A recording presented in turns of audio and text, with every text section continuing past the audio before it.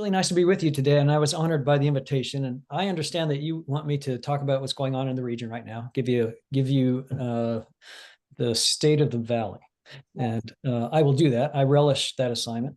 I'll show some slides and pictures because I think that makes it a little more accessible.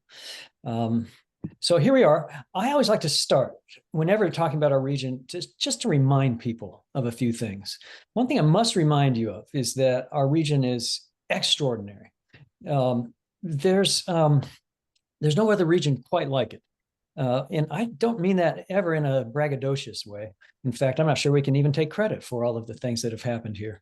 But what has happened here is extraordinary. And if you had to capture it in one chart, this would be it. It's what it's showing you is that since around for about 75 or 80 years, we've been inventing, then reinventing ourselves through these numerous and ongoing waves of innovation and entrepreneurship.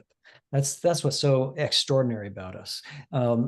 And if you look at these successive waves, they're all different. They're actually all quite distinct. They have different functional requirements. They have different market characteristics, different economies of scale, different levels or degrees to which they're regulated or not. All of these things are very, very different. And yet here's Silicon Valley inventing and reinventing in all of these areas. And by the way, it happens simultaneously across different disciplines and industry clusters. So everybody, I mean, the story of our innovation around transistors, followed by the integrated circuit, followed by the computer chips, the computing, the internet. That's all well known. But happening right alongside that in a separate set of waves was the biotechnology revolution, the biomedical revolution. You know, what we've done with mapping the human genome, discovering the birth control pill, formulating personalized medicine. And then still another area, which would be energy efficiency, and where that is taking us today. No accident, I think, that the most successful electric car company in the history of electric vehicles didn't come out of Detroit, happened in Silicon Valley. All of these things are really interesting. And so I just want to point that out, that this is happening. And today, as we talk about all of this, we'll be asking the provocative question, which is it still happening? And is this kind of activity at risk? Should we be expecting any dramatic sort of change? And might the advantage shift to some other place? By the way, when we took economics courses in college, there was no body of economic theory that predicts this chart. In fact, standard economic theory predicts the opposite, which is that there will be a wave of activity, but then the advantage always shifts to another entrant, to another player, to another geography. And that hasn't happened so far in Silicon Valley for 75 to 80, you could even say 100 years. So this, anyway, this really is remarkable. Now, here's what we look like from outer space. And I just also want to give you another reminder that all of the stuff we're going to be talking about today happens there in this narrow peninsula, surrounded on three sides by water, and ringed by mountains, hills, or permanently protected open space. So this too extraordinary. That the world's most prodigious regional economy is happening in a place that's landlocked, hemmed in, and doesn't have any place where it can expand or grow. So the whole story, don't ever forget, is just a remarkable story, a distinctive one, in fact, unique. That's how we should understand Silicon Valley. Okay, well, I posed the question, what's happening with us right now, and is any of this at risk? I'd like to get right to that. Let's talk about it. Here's a number I think you should know. This is the size of our workforce, the Silicon Valley workforce. It's about 1.7 million people. That, by the way, is an increase of 1% since the pandemic set in. There's a narrative out there, or there's this feeling out there that we're actually losing ground, that we're no longer a growth economy, that we're in the doldrums right now. It's actually not true. We're not a growth economy right now. We're not a booming economy right now. This is true, but we're not a shrinking one either.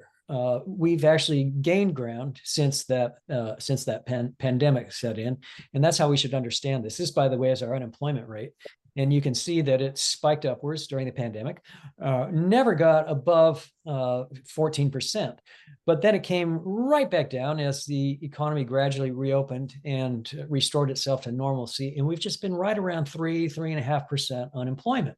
And most economists will tell you that that is really the functional equivalent of full employment. So that's how we should understand Silicon Valley right now.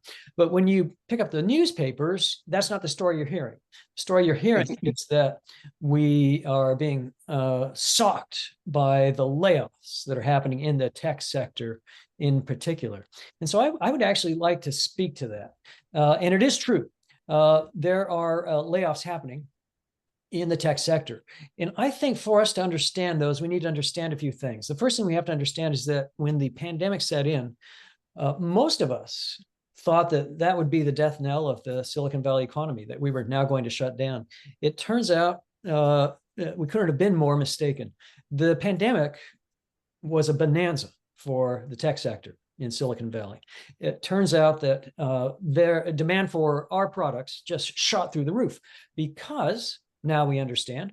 We were creating the goods, the services, the platforms, the technology, the devices, the streaming services. We were producing all of those things that the sheltering world so badly needed. So Silicon Valley companies saw demand for their goods and services go through the roof.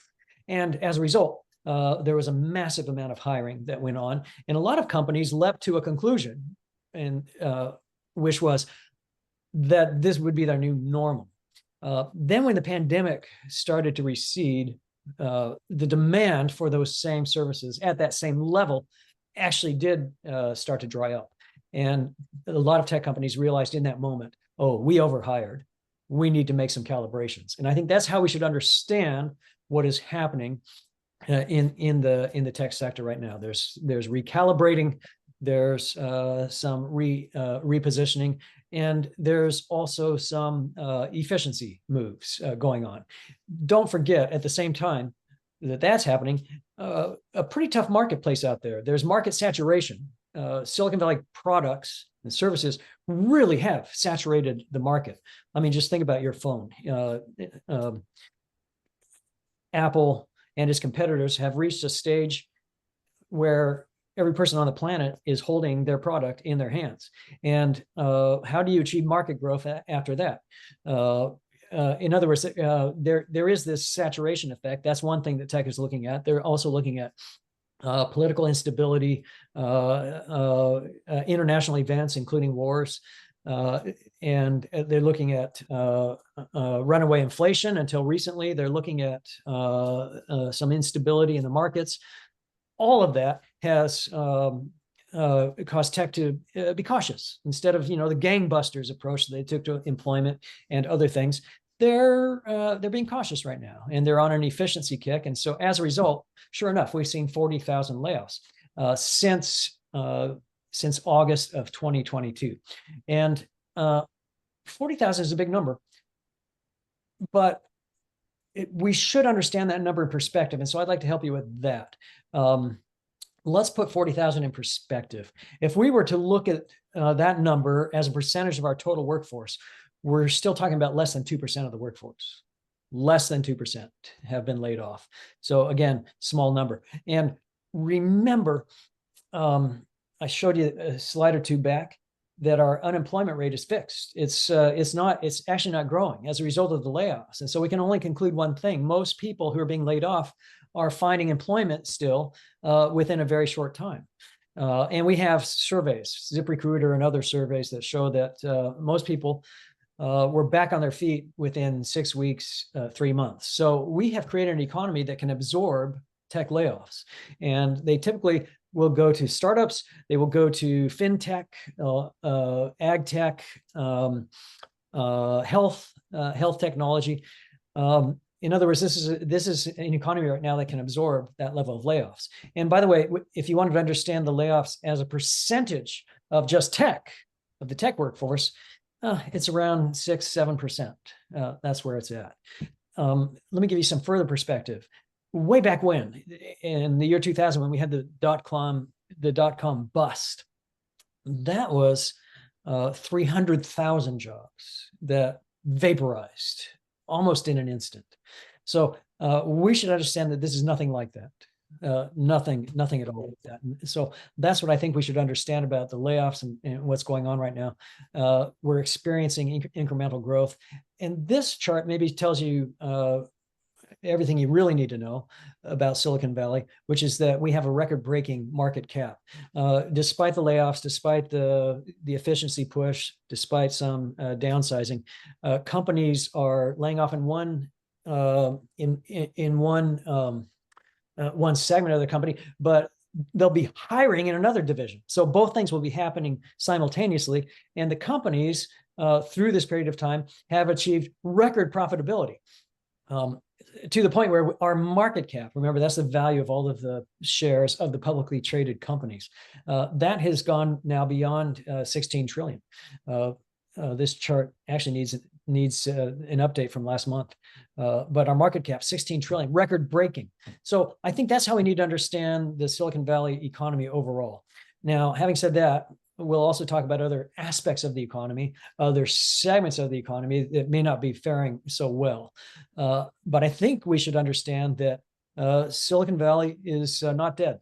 And so anytime you're hearing people talk about the demise of the region, or if our characteristics are essentially changing, we're not ready to make that conclusion just yet. Now, another thing that we're hearing in the papers and in the headlines and in the water cooler conversations is this notion that people are leaving Silicon Valley. And so I'd like to talk to that as well. Has there been an exodus? Well, there has. During that 2-year period, during the pandemic, we lost 67,000 people. And again, that's not a small number, although when we understand this number in terms of percentages, we have a better perspective on it. But it is true, 67,000 people left during the pandemic. That trend has now been turned around. We actually gained population last year, so we are once again a growing population, and that's mostly because of influx of immigration and some job creation that's going on. So that's how we should understand it. But I also want you to understand, while we're talking about population, that population has many components, and Silicon Valley has actually been losing population for several years running, and it's actually a very interesting phenomenon. One reason that our population is shrinking is because our birth rate is declining, and it's declining significantly. This is also a national trend. It's not a Silicon Valley trend, but it is a significant trend. And for whatever reasons, we need to understand this, wrap our heads around it, that women are not giving birth at the rates that they did historically. So that's a very significant demographic development. And then at the very same time that our birth rate is declining, our death rate is increasing. And that's because we are an aging population now. And during the pandemic, COVID became our third leading cause of death. And so when you look at it, population rates and you do births minus deaths, this is what you get in Silicon Valley. This steadily declining trend. Then during the first Trump administration, there was, of course, a tone set and a posture that we took as a nation against immigration. And so no surprise, you can see it corresponds precisely to the administration that there was a net loss of immigrants coming into our region. That's a very significant factor, because don't ever forget, Silicon Valley wasn't actually created by Americans or even Californians. It was really created by people coming from all around the world, particularly Asia, but also Eastern Europe, other continents, coming to Silicon Valley and pursuing their entrepreneurial and their innovative dreams. And by using policy levers, we change we change our stance towards immigration, Silicon Valley actually suffers. It stands to suffer. Okay, so as of last year, we reversed those trends. And we actually, our population grew by a few percentage points. And if that will continue is an open question, especially now with the change in administrations once again in Washington, D.C. It's absolutely not clear what's going to happen. But this is what happened over the past year. We saw a uptick in foreign immigrants, and we saw this significant downtick in terms of people leaving the region. And so we are growth positive. Now, let me just close on this one. This is a chart showing you all the people that are leaving the Bay Area. They left the Bay Area during that so-called exodus. And we made some important discoveries. The first discovery was that when people left Silicon Valley, they didn't really leave. They actually just moved to the perimeter of the Bay Area. And that makes perfect sense because that's where the housing is more affordable. So they're still in the Bay Area. They're not in Silicon Valley proper, but they've held on to their Silicon Valley job. That describes 25% of the departures. The next 25% of departures stayed in California, and they went to what I call greater Silicon Valley, which is as far north as Sacramento.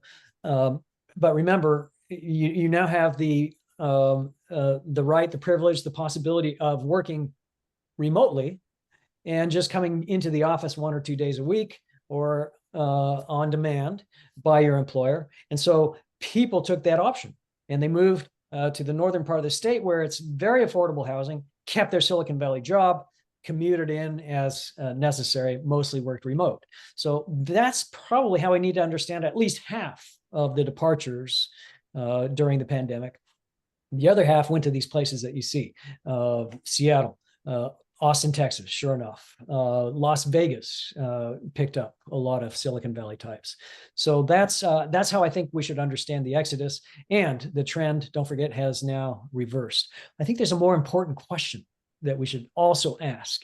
And that question is not, are we losing people, but are we losing companies? That might be an even more important question, because that would tell a different story altogether about Silicon Valley. If we were no longer home to companies or an environment where companies want to be created, stay, grow. And so the answer to that question is no, we're not losing companies. Since the pandemic, we've lost a grand total of 4. And those 4 companies are companies you know perfectly well: Oracle, HP, Enterprise, Palantir left downtown Palo Alto. Tesla relocated its headquarters to Texas. So those are 4 high-profile departures. But I want to make an important observation. Despite their departures, this really amounts to a relocation of the headquarters and a very few people that are associated with that headquarters. All 4 of these companies left their workforce behind. In fact, Tesla even expanded its footprint, built research labs, built additional manufacturing, left office behind, and literally expanded their footprint here. And that seems to be the story with all of these. Even though removing their headquarters, they're not moving the company out of Silicon Valley. So I think that's significant. We should understand the exodus in that way as well. Let me ask a different question, which is, how's the innovation engine doing? And remember, innovation is what makes Silicon Valley special. The fact that things are dreamed of here, invented here, innovated here, that industries are disrupted here, is all of that type of activity still happening. And we always try to find indicators of this thing, the secret sauce, that special sauce about Silicon Valley. And we measure it any way that we can. One way we measure it is venture capital. And so here's your venture capital picture. Hopefully you can see clearly on your screens. In 2021, right in the heat of that pandemic, look what happened to our venture capital. It just went up to $90 billion. Just incredible, absolutely incredible. We've never seen anything like that.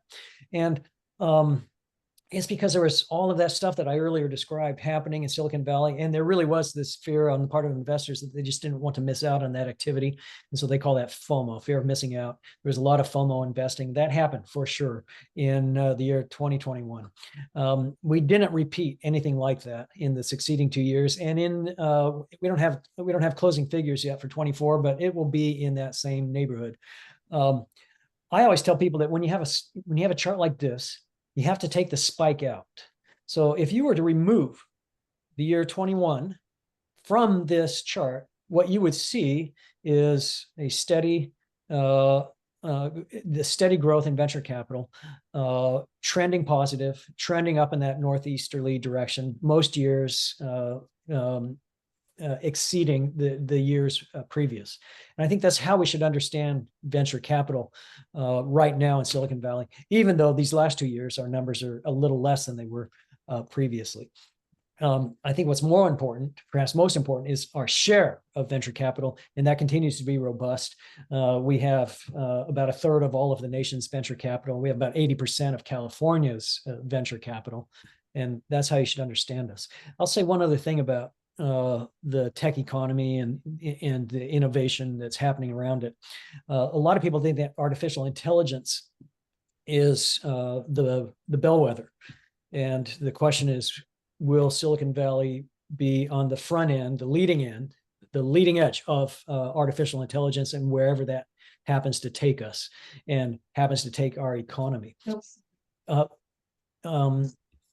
If that is your bellwether, then here too, I think the news is pretty robust. We saw a 220% increase in venture financing going into that segment. That's an extraordinary number. This is a chart that just shows you the explosion in Silicon Valley of investment in AI companies, AI related companies. This shows you some key indicators. We have 4 times the number of companies than any of our closest peers. We hold the lion's share of the patents in this area. Don't forget the institutional investors. It's not just angels and it's not just venture capitalists. It's also the big companies that are investing their own R&D funds into artificial intelligence. And then if you're using academic indicators, well, it's perfectly clear that Stanford has the corner on that as well. Now, who knows where it will take us? But if the suggestion is that artificial intelligence will be the marker of future innovation, then here again we see Silicon Valley in that lead position. By the way, this chart shows you that of the top generative AI companies in the world, at least half are based right here in San Francisco and in Silicon Valley and the greater Bay Area. So it's pretty extraordinary. This is a chart that tells you that we continue to have the world's biggest collection of unicorn companies and decacorn companies, so a robust indicator. This is showing you that we are still generating startups and doing it at impressive rates. Here's our patent registrations. This too, we think, is a very good indicator of the innovation engine, and those trends are all positive. So if you're asking if the innovation engine is firing, it is. It still is, even though we've entered this period of efficiency and cost cutting. When we measure things in other ways, we think those are the more telling indicators, and we think that Silicon Valley is still the place to beat. That's our take on it. Okay, but here's another thing that you're reading in all of the headlines, and that's what's going on with commercial space. And this picture says it all. It's worth 1,000 words. We have acres and acres and acres of empty office space. So let me just say a word about that. The vacancy rates are pretty staggering, especially in San Francisco. San Francisco has really been hammered by the pandemic and the work from home phenomenon. And so their vacancy rates are now actually above 36%. And San Francisco is looking at a fresh new opportunity to convert vacant commercial real estate into some other use, including housing. And they're exploring that in a concerted way in their city. And I think that represents real opportunity for them. There's less vacancy in the South Bay, San Jose, and the traditional Silicon Valley cities, and yet the rates are higher than they have been historically. And that is, of course, punishing on owners, renters, and people in commercial real estate. But it also represents opportunity for other segments of the economy as we think about how to use our acreage in our footage in new and different ways. You might be wondering if people are going to keep working from home. Our sense is that it's here to stay. We don't see this as a passing phenomenon. People in Silicon Valley really like working from home, and they've made it perfectly clear. And it also correlates to income. If you have a job that's paying you north of six figures, about 60% of that set of folks are working from home and will continue to work from home. This is different from the rest of the nation. When you compare us to other metropolitan regions, we have a far higher percentage that are staying home, working from home, insisting upon it, expecting it as a right of as an employee right, not just a benefit, but a right. And that's how people are thinking about it. So that's our new future. And so no surprise here, this shows you downtown activity. And we don't have as much activity in our downtowns as we once did. And that's especially the case in San Francisco. It's not the case in San Jose. San Jose is recovering. And I'm not sure any of us can even explain it because folks that used to work in San Jose are working from home, and yet the downtown still has activity as measured by cell phones. So there's a recovery in place here in Silicon Valley. San Francisco, I already mentioned, is just slammed with these closures, major closures, including on the retail side, people leaving San Francisco's downtown core. And so that's a great city. It's a proud city. It's a noble city. It's facing some difficult, very difficult challenges, including around public safety. But the city planners are viewing this as an opportunity for reinvention in San Francisco, and I think they're right. So we have to stay tuned. That's what I wanted to say about the economy.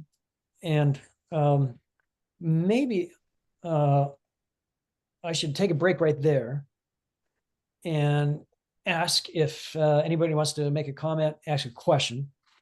And then I wanted to do something altogether different, which is I wanted to change gears and tell you about the other side of the story, because you've only heard one side of this, right? And I really need to also tell you the other side, because Silicon Valley is multifaceted. But Deb, what do you think? Should we pause right now for a couple of questions on that side of the story?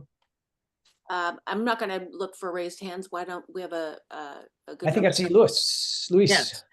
Yeah. So the first question I had was on your slide for net out migration.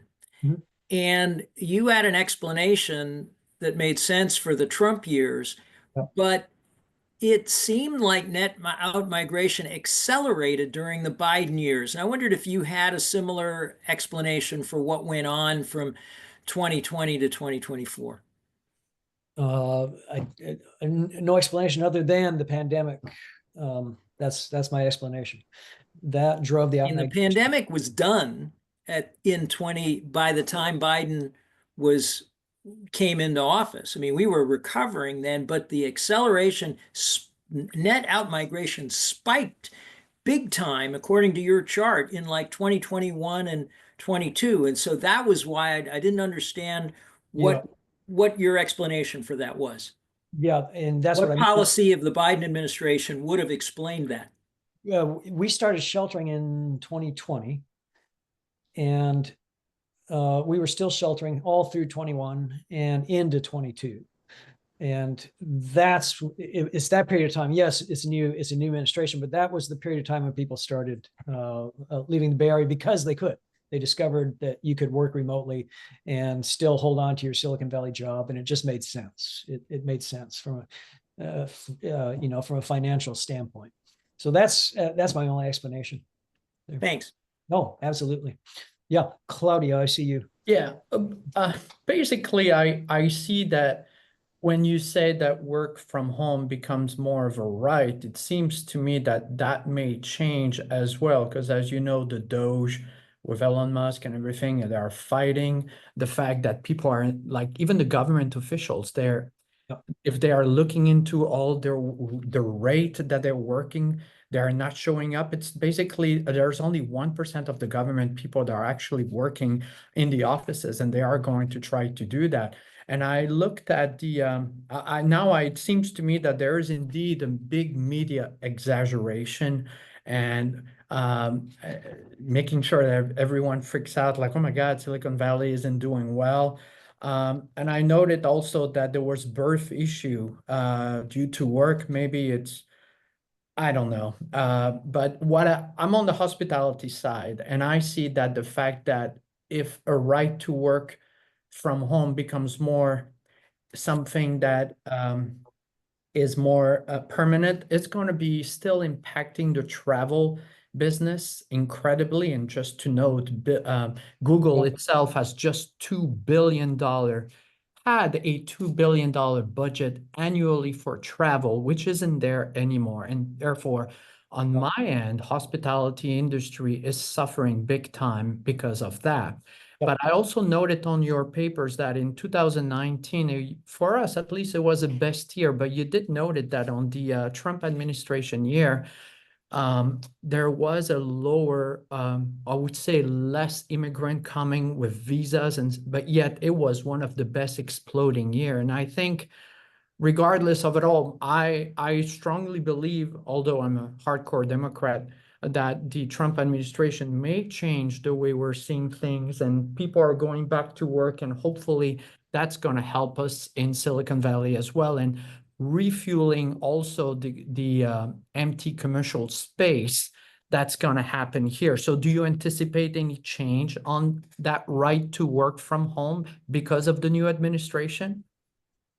I'm not sure. I'm not sure the new administration will make that a priority among all the things that they've designated as priorities. I haven't heard any talk about the new administration clamping down on work from home. I think they see that as a marketplace phenomenon. Enterprises can make their own rules. Enterprises have issued pronouncements, and it's fascinating to me. In the rest of the country, when they said, we want you back in the office, we want you back at least 3 days a week, most people saluted and they obeyed orders. They went back to the office. In Silicon Valley, they said, we'll think about it. That's literally the response. And the trends just continued. We really dug in on that one. So that's been interesting to me. I'm glad you pointed out that there's an uneven recovery, and one sector that is not recovering is travel, tourism, hospitality, because I think those might be permanent effects. We have discovered that the Zoom option is compelling. It's remarkably efficient.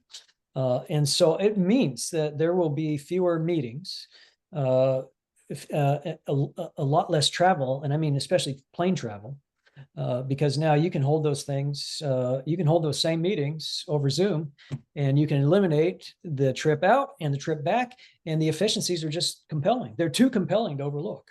And so I think we'll see more of that, not less. And where it's going to hurt is business travel. People are still as anxious as they've ever been to do their own vacationing and to take their personal time and to go on trips. But the business travel, I think, is not going to recover. Sadly. Yep. Not what you want to hear. Yeah. Yep. What Claudia wants to hear. I just had a little comment, Russ, because a little while ago, I would say 2022, 2021, I still have lots of friends, of course, that work in the federal sector via NASA and some other places. And I think a lot of the push to, at least in the federal sector, to go back to the workplace is because Washington, D.C. itself is decimated, kind of like San Francisco, as people can imagine. And for example, a lot of these large agencies, way larger than where I used to work, like the VA, these big agencies, absent of DOD, their headquarters in Washington, they're empty. Yeah. Like, I get many comments that they'll go to headquarters for the visit. Why are you going to headquarters for the visit when the person's not there? Exactly. Kind of wrapping it all into your talk about Zoom being super efficient. And when you do go physically to a headquarters, you're not able to face-to-face meet with the people that you would plan on meeting with, make a plan. It's Exactly. kind of a convoluted or complicating factor. So there was a lot of chat about DC in itself. And since the administration, the new presidential administration sits in DC, along with all the headquarters of the agencies that they manage, it's going to be an interesting dynamic, I think. I agree with you, Deb. Interesting indeed. Should we hear from Marissa?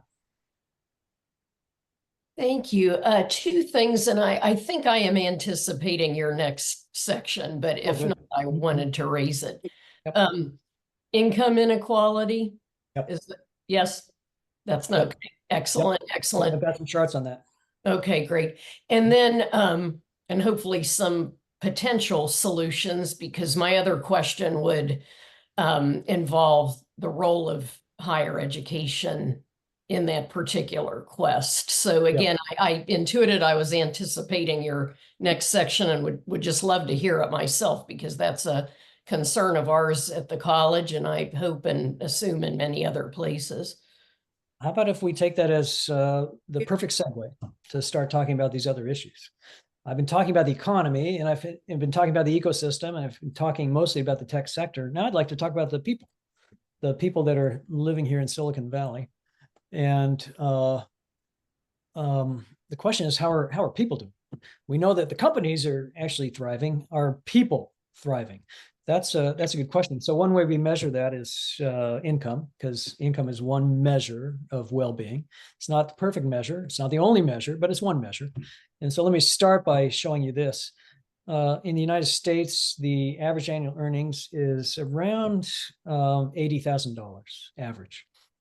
I want you to know that in Silicon Valley, it's around 180,000. That's a staggering disparity. It's incredible. There really is something to this notion that people are making more money in Silicon Valley and in the Bay Area than in the rest of the country. And it's also true that we have higher costs, but our costs aren't 2x, they aren't 3x. So that's the first thing we need to understand, is that that there's a lot of money, and that there's a lot of prosperity in our region. However, don't be thrown by averages. Averages are always skewed because we have very, very high earners in Silicon Valley. So this chart is interesting, but it's not sufficient to tell our story. I want to point that out. Here's another chart that shows you median income. That's a better way to look at it, although still not perfect. But even median, remember, is half the people are above this and half the people are below this. And so here again, you've got Silicon Valley's median, 150,000, is about twice the median income for the nation. Again, really striking finding. And Marissa, getting to your point now, you wanted to talk about distribution. Economists measure this a number of ways. No measure is perfect, but the most well-known is the Gini coefficient. And just as a quick reminder, because maybe that economics class was a decade or more ago, when you use the Gini coefficient, it's a scale from 1 to 100. And 0 on the scale means that all of the people hold all of the wealth equally. And a 100 on the scale means that one person holds all of the wealth. So the question is always, where are we on that, on the Gini coefficient? The United States, if you're curious, is right in the middle at about 55. Let me show you what's happened to Silicon Valley. In 1990, here was Silicon Valley way down here at about 36 on the Gini scale. I remember those days. I lived here then. I'm not kidding. Silicon Valley at that time, to me, felt like a classic middle-class town. Everybody was in the middle class. That's how we thought of ourselves. And I live in Palo Alto. To me, it seemed like everybody I knew worked at Lockheed or Hewlett Packard, and they went home to their tract house in Sunnyvale, and they mowed their own lawn. That was what Silicon Valley felt like in 1990. Then a lot of time goes by, and look at us now. Look at this. We are above 80 on the Gini coefficient. I'll tell you this right now. There are just seven people in Silicon Valley who, just among the seven of them, hold more than half of the wealth, half of all of Silicon Valley's wealth. So just enormously skilled. It's skewed. But even if you take out those seven, there's still these enormous cleavages. This is the most pronounced in any part of the country. Here's the nation, by the way. It's also increased, but we contribute to the nation's increase because we're part of the nation. Most economists will tell you that these are the conditions that are ripe for revolution. That when you observe a Gini like this in a developing country, that's when you see blood in the streets. We really are talking about that kind of a situation in Silicon Valley. I have so many charts I could show you. What I want to do is just put this in plain English for you. And so here it is. In Silicon Valley, households in the top 10% are holding 70% of the wealth. So focus on that, and then focus on this other, which is that the entire bottom half. You take the bottom half of the quintiles, and that bottom half collectively only hold 1% of all the wealth in Silicon Valley. So that's really just extraordinary. Now, we have been publishing these figures for a while, and they're always astonishing to people outside the region. They don't think of Silicon Valley as this kind of a place. But this is a measure of household income adequacy. And this is the self-sufficient. We're using a thing called, developed in academia, which is called the self-sufficiency standard. It takes in our local housing costs and so forth. And when you use that standard, what you will discover is that 30%, almost a third of all Silicon Valley households are not self-sufficient. In other words, in order to subsist, they're receiving assistance from a government program, a faith organization, neighbors, or family. That's what we're talking about in Silicon Valley. Almost a third of people. And then let's see. Actually, let me just quickly amend that. This is using the federal standards, 30%. When you use the self-sufficiency standard, it's even higher than that, 37%. So more than a third. Or households of 37% of households with children are living below the self-sufficiency standard in Silicon Valley. So that's pretty stark. We need to understand that Silicon Valley is everything we said previously, incredibly high-flying people that doing amazing things. But at the very same time, right alongside that same phenomenon, we have more than a third of households that are not making it. And then if we were to show you the same charts and to break them down by race and ethnicity, then you would see even more pronounced disparities. And we take no pleasure in reporting this, but the disparities are there, and they're stark. It's 54% of our Latino or Hispanic households that are not self-sufficient. 50% of our Black or African American households not self-sufficient. And then it's even more stark when you control by educational attainment. So this is the thing. And then in Silicon Valley, this is a really hard chart to read, but I'll just tell you the point of the chart. The point is we have lots of people who are at risk for food insecurity. They don't actually know where their next meal is going to come from.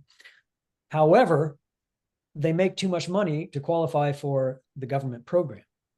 And so we have in Silicon Valley huge swaths of people that are in that funny in-between place, not making it, but making too much money to qualify for assistance. That's also a thing in Silicon Valley. Now, Marissa, you were asking about education indicators, and in this deck, I only have one, but it's a sad one. The theory had always been that the best ladder is education. So if you are obtaining a college degree, then that should address the income picture and reduce those income disparities. But what we discover in Silicon Valley is that there's still the disparity. So if you hold a bachelor's degree in Silicon Valley and you are white, then your average income approaches around 160,000. But if you are Hispanic or Latino, remember, you still hold a bachelor's degree. Your income is trending around $100,000. In other words, there's a $60,000 gap.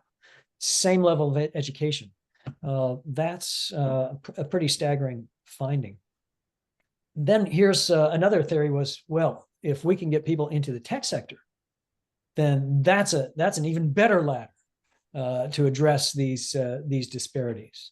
And so far that is not happening. Here's the share of employees at Silicon Valley's tech companies. Let me see. Let me check this. Okay, so this is these are people that are holding leadership positions in Silicon Valley tech companies, and 61% of them are white, and then another 25% are Asian. But if you're Hispanic, Latino, Black, or African American, minuscule percentages in those leadership positions. So we still haven't found in Silicon Valley, despite much talk and discussion, and I believe sincerity, we still haven't found the way to actually make it happen in Silicon Valley's tech sector. So that's really difficult. Now, we should ask a companion question, and that's housing. And we go to housing because housing is also a fundamental human need. And this becomes a very basic question about well-being. And I'll tell you what you already know. I'll just tell you what you already thoroughly understand. We have the nation's highest housing prices. And that just continues to be the case. And there doesn't seem to be anything that's changing that trend. And so there you have it. These are median home sale prices, and they continue to increase. And nothing has affected this. Not the employment picture, not the pandemic. Nothing. It hasn't affected it. And by the way, here's your median prices in this county, Santa Clara County, 2.1 million. That's the sale price. That's the median. Remember, even higher in San Mateo County. We thought that perhaps the pandemic or the exodus and some of these other trends that we identified would affect the housing prices. And that's not happening. It's actually not happening. We're going the opposite direction. So somehow we're defying gravity here. Not sure I can explain it. Not sure anybody can. But this chart is showing you that the median home prices have increased despite all of these factors in this county by 17%. And similar trends across the Bay Area. So the result is that we're burdened, and I think you already know that. I don't have to explain that to you. Burden, though, is a technical term. Understand? The federal government labels you burdened if you're spending more than a third of your income on housing. They consider that to be a dangerous place, a precarious place to be. But in Silicon Valley, as you can see, about half of our renters are burdened or severely burdened. And even more than half of our owners have been burdened in Silicon Valley. Those trends are continuing. Here's the percentage of potential home buyers who can actually qualify for the median price home. What I mean qualifies, I mean go to the bank and get pre-qualified so that they can put an offer down on a home. And those percentages also falling significantly year by year by year, to the point now where it's that only 26% of first-time home buyers can qualify at the bank to put down an offer. The only way to improve our housing supply is to build more housing. We asked that question. Are we actually doing that? Are we providing more housing? And we're not. RHNA, I'm sure you all know, stands for the Regional Housing Needs Assessment. And these are targets that are issued to every city in the region. And the question is, are we meeting those targets? Well, in the low income range, in Silicon Valley, we've only met 32% of the target that we were given for providing housing that's affordable to people that are in the very low income category. Only 43% of our low income category. Moderate income, well, we've met more than 50% of that. So maybe that represents progress. Where we are succeeding is for luxury housing. In the Bay Area, we're doing that no problem. We're providing all kinds of expensive housing for people in that category. But we're not doing this. This is not happening. And that's been consistent for decades, for a period of decades. And meanwhile, our homeless population continues to grow. There's the number. 37,000 of our neighbors, friends, our brothers, our sisters are unhoused in Silicon Valley. That figure is the equivalent of the entire city of East Palo Alto. So think of that. An entire city of that scale and magnitude is actually unhoused.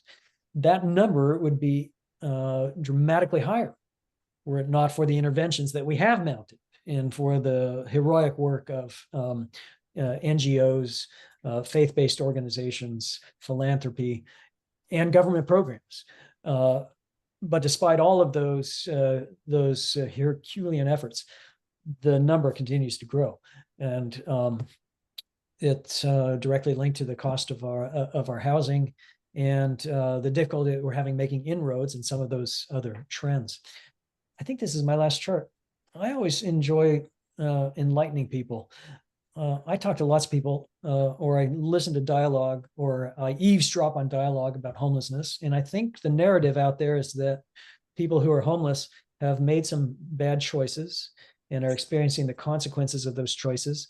And often those choices are around things like drug use and so forth.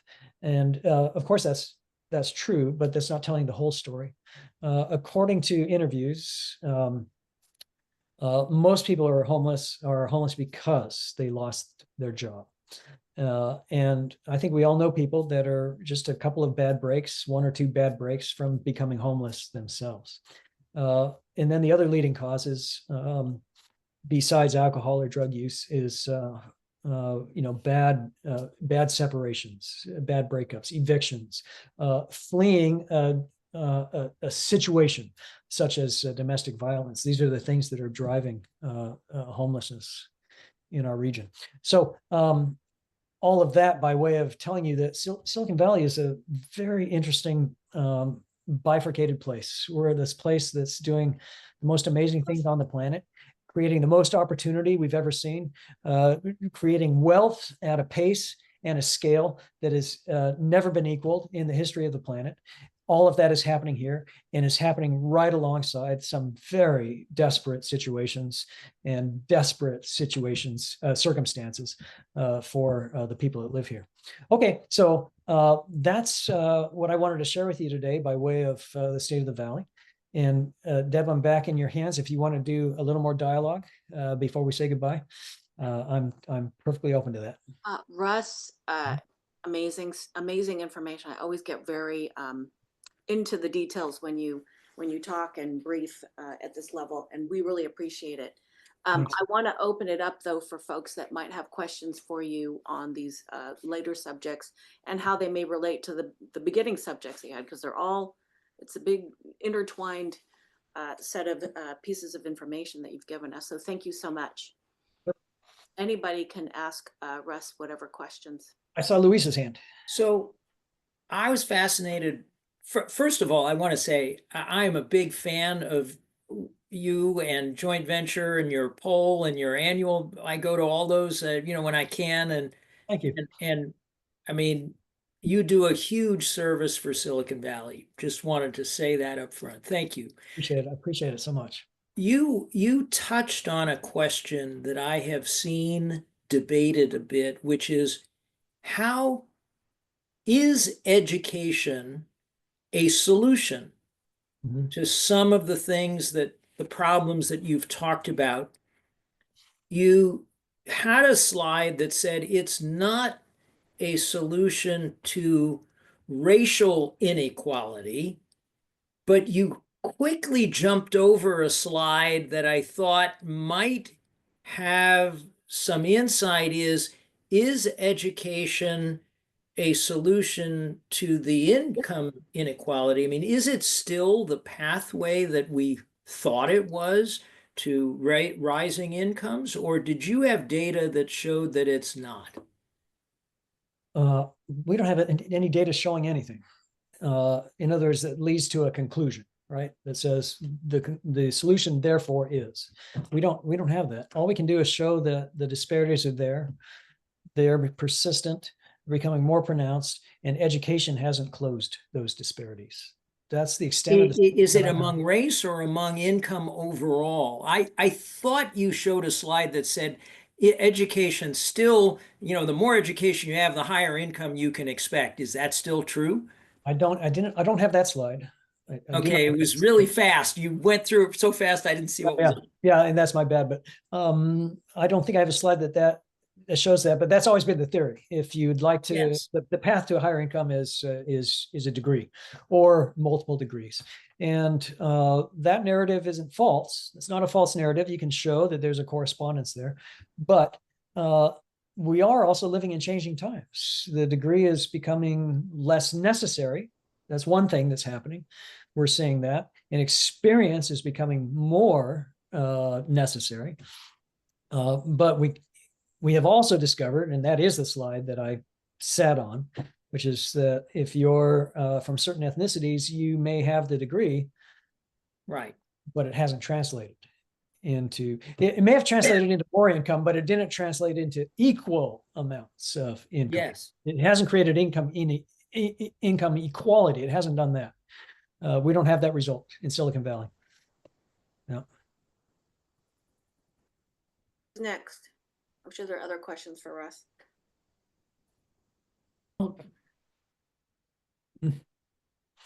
Oh, Russ. Krista, yes. Yeah, thank you. Thank you so much.